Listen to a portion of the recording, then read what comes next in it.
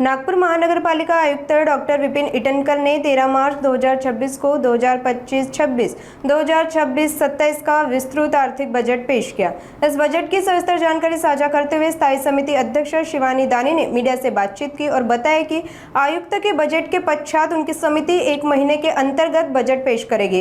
इस budget में समिति द्वारा जनताओं से प्राप्त सूचनाओं को प्राधान्य दिया जाएगा। सुनिए गौर से स्थायी समिति अध्यक्ष शिवानी दानी का बयान। आजच्या या पत्र परिषदेला उपस्थित आमचे सत्तापक्ष नेता सन्माननीय बालाभाऊ, आज नागपूर महानगरपालिकेच्या आयुक्तांनी बजेट सादर केलं। त्याच्यामध्ये त्यांनी हे बजेट जे रिवाइज्ड बजेट होतं 25-26 ते आणि 26-27 बजेट एस्टिमेट्स असे दोनही प्रस्ताव त्यांनी तिथे आजच्या स्टँडिंगच्या बैठकीमध्ये त्यांनी ठेवले।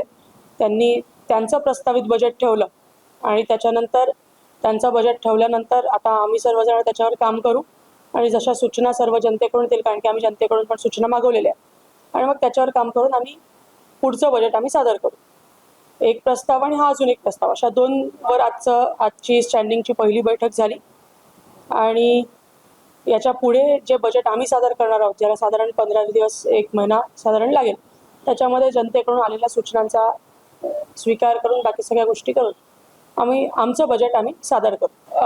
जे कमिशनर साहेबांनी बजेट प्रस्तुत केलं त्या बजेटमध्ये साधारण त्यांनी 25-26च्या रिवाइज्ड एस्टिमेट्स की रेव्हेन्यू थोडेसे वाढले आहे ते त्यांनी सांगितलं आणि 26-27 मध्ये अजून त्यांनी बजेटमध्ये काही टक्क्यांची वाढ करून साधारण 5,500 कोटीच्या जवळपासचे आकडे त्यांनी बजेट साईज म्हणून त्यांनी सांगितलेले आहेत। त्याच्यामध्ये बाकी सगळ्या रेव्हेन्यूचा अभ्यास, कॅपेक्सचा अभ्यास सगळा करून आम्ही चांगलं बजेट सादर करण्याचा प्रयत्न नाही। हा एक त्यांनी सादर केलेलं बजेट आहे। त्यांनी त्याच्यामध्ये 75 वर्ष कंप्लीट झाले म्हणून 75 मैदानं, 75 बगीचे अशा काही गोष्टी सांगितलेल्या त्यांनी प्रस्तावित केल्या। आता त्याच्यावर आमची समिती पण एकदा बसेल, नागरिकांच्या सूचना असतील, काही बाकी गोष्टी असतील त्या सगळ्या इन्कॉर्पोरेट करून एक चांगलं बजेट आम्ही सादर करू। सगळ्याच गोष्टींचा विचार आम्ही करतोय। होणार आहे की नाही होणार आहे तुम्हाला आम्ही जेव्हा बजेट प्रस्तुत करू तेव्हाच आम्ही सांगू, पण आम्ही सूचना सगळ्यांकडून मागवलेल्या आहेत। बऱ्याच ठिकाणी बॉक्सेस पण ठेवलेले आहेत, काही सूचना प्राप्त होतात तर 15 तारखेपर्यंत ते बॉक्सेस राहतील। काही ठिकाणी जिथे कालपासून ठेवले, परवापासून ठेवले त्यांचा कालावधी थोडासा वाढवू आणि आपण सगळ्यांच्या सूचना घेऊन आपण एक चांगलं बजेट प्रस्तुत करू, सर्वसमावेशक आणि लोकाभिमुख। आमच्या महापौरताई असतील किंवा सत्तापक्ष नेते असतील किंवा आमचे इतरही नेते असतील, सगळ्यांचा या विषयाकडे फार जास्त कल आहे की आपल्या शिक्षणाची परिस्थिती सुधारावी।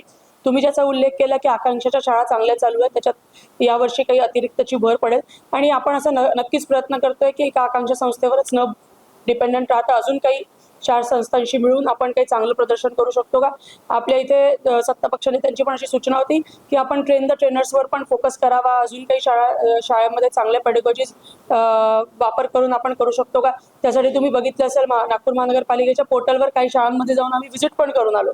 सो त्याच्यावर आम्ही काम करतोय आणि निश्चितच या बजेटमध्ये शिक्षणावर भर असेल। मला काय वाटतं खूप साऱ्या गोष्टी असू शकतात त्याच्यामागचे कारण आम्ही पण अभ्यास करतोय, कारण की मागील 4 वर्ष प्रशासन होतं, खूप जास्त लक्ष देणारं कोणी त्याच्याकडे नव्हतं, पण आम्ही त्याच्यावर अभ्यास करून या बजेटमध्ये त्याच्यावर ज्या काही सूचना आल्या असतील, ज्या काही कमी राहिल्या असतील त्याच्यावर काम करून एक या बजेटमध्ये शिक्षण केंद्रित गोष्टी पण या बजेटमध्ये राहतात। नागपुर समय न्यूज़ के लिए वीडियो जर्नलिस्ट उदय सोनवाने की रिपोर्ट।